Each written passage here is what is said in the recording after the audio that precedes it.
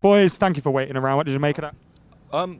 It was good to finally see us respond after Brighton got their goal, because I think we got a bit lackadaisical when we were 2-0 up, and that was always the worry.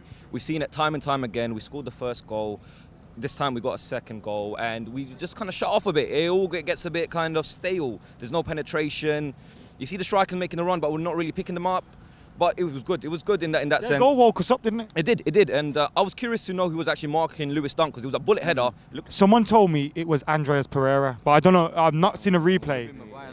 Yeah, but surely your best header is on your best header. Yeah, but no, do you know what I think? I think that the 2 goals at the start, they were really scrappy, quite lucky, innit? Yeah. But then after the 2 goals, it started to fall off a bit.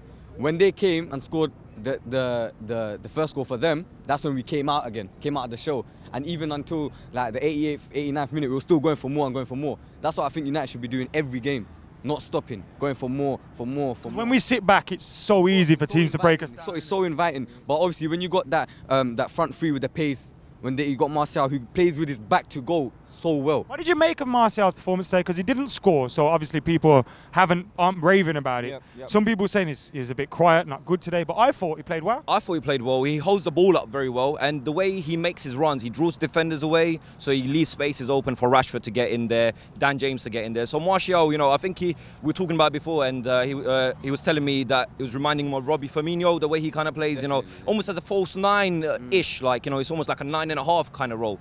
So I was just happy I didn't see Ashley Young on the pitch, to be honest, because I know it's said time. Does he get back in the team? Oh, nah, no way. Does Luke Shaw? I don't know how to answer that, But you know what I will say about Ashley. Do you think Brandon Williams should be ahead of Luke Shaw? Yes. After the performances, what's that, 4 or 5 consistent performances now? Definitely. We're gonna expect to see Brandon have off games as well. Luke Shaw obviously is a more experienced, but obviously he's coming back from injury now. Luke Shaw, the great shame of Luke Shaw is that PSV game, because even I think Van Gaal said it. This is the season of Luke Shaw, 2014, 2015. And it was going great for him and Depay. Yeah, and I was making predictions like Luke Shaw's gonna be the next Gareth Bale. He's gonna start off as a left back, and he's gonna, but he went the other way. Yeah, so yeah. Let's hope it don't happen to Williams, innit? Because obviously we've seen so many young players come through the ranks, and obviously see all the stick that Ashley Young gets. The thing is it really his fault though? Because at the end of the day, he's a 34-year-old left winger converted to left back and right back, and what's that from? Lack of investment from the club. He still grafts. Exactly. Until we bought Wan-Bissaka, who did we have? We had Varela, Borthwick Jackson, even Dimitri Mitchell. Yeah, we had all these young players, but none of them came through. And whose fault is that? Do you know what I mean? You're putting Ashley Young there, forcing him to do the job, but he's still doing that job. Maybe not to the best of his capabilities, but he's not a left back or a right back at the end of the day. So I think he should just retire now, man. Ollie, so far, last question. What did you made of Ollie's job so far? See, the thing with Ollie is, firstly, club legend, yep, all well and good, that's fantastic. But even though we might not be getting the results, you want to see good football. That's what it is. The first 3 months, amazing. The first game against Cardiff, then it was Huddersfield, Pogba bombing forward, interchangeable football, Martial, Lingard, Rashford, the way they were linking up was great.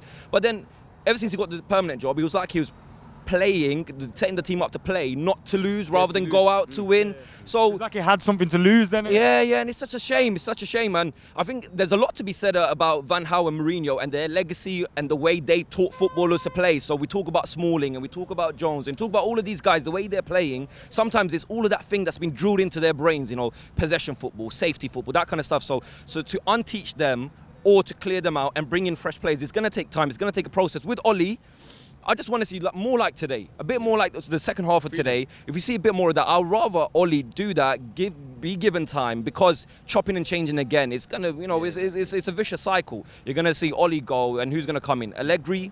Who else are they talking about bringing potentially? Poch, maybe even Poch. But what's Poch doing at Spurs this season? The Wolves have really come off there as well. So give Ollie time, definitely, but encourage him and the coaching team to continue playing attractive football, because that's what Man United Football Club is all about. 11 shots on target, that's Man United, bro. 11 shots on target. You should be doing that week in, week out. But don't get it twisted. You shouldn't be getting gassed. It's just Brighton at the end of the day. Yeah. It's not, 2 steps, 1 step forward, 2 steps back. That's what could happen. We saw it happen against. Exactly, and that's a waste from home. So I hope Young don't start that, because Brandon Williams deserves a match there. But yeah, let's see how it goes. Thank you, boys. I'm here with Wilfred and some Sierra Leone Reds. We're outside Old Trafford. 3-1 today. What did you make of that? Quite a good one. I'm happy with the results that we had. I hope it can be consistent so that we can get up the table a bit more. That's the main thing with United. We're lacking consistency, isn't it? Yeah, that is correct. Yeah, and I don't know whether it's because of the style of play or the players.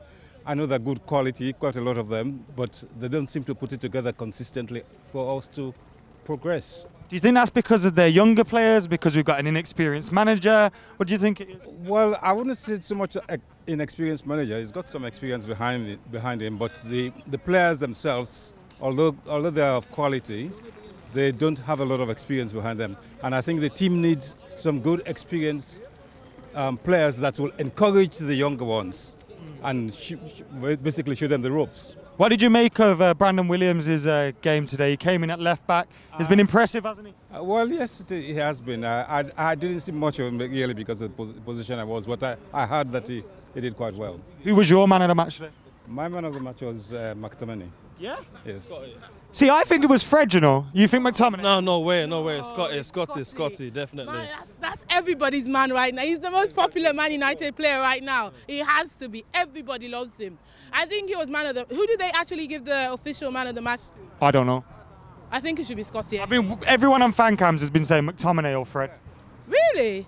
I thought Aaron Wan-Bissaka was also... I mean, obviously, he always gives an 8/10 all the time. So, I mean, that's what you expect from Bissaka.